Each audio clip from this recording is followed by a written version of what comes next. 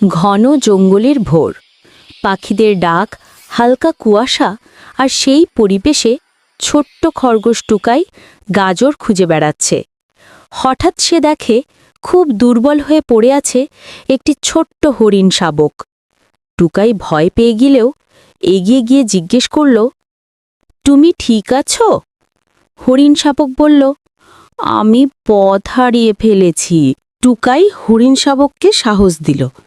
তারপর দুজন মিলে জঙ্গলের ভেতর দিয়ে তার পরিবারের খোঁজে বের হলো। পথে তার টুকাই হরিণ শাবককে সাহস দিল। তারপর দুজন মিলে জঙ্গলের ভেতর দিয়ে তার পরিবারের খোঁজে বের হলো। পথে তারা এক বুদ্ধিমান কাঠবিড়ালি কুটের সঙ্গে দেখা পেল। পর দুজন মিলে জঙ্গলের ভেতর দিয়ে তার পরিবারের খোঁজে বের হলো। পথে তার টুকাই হরিণ শাবককে সাহস দিল। তারপর দুজন মিলে ঝকরগোশ আর হরিণ শাবককে কুটের বলল, আমি পথ চিনি, আমাকে অনুসরণ করো। অবশেষে তারা তিন জঙ্গলের বন্ধু পরিষ্কার ঝোপঝাড় আর জায়গায় নদী পৌঁছে পেরিয়ে এগোতে হরিণ লাগলো। শাবকের মা দৌড়ে এসে তাকে জড়িয়ে ধরল।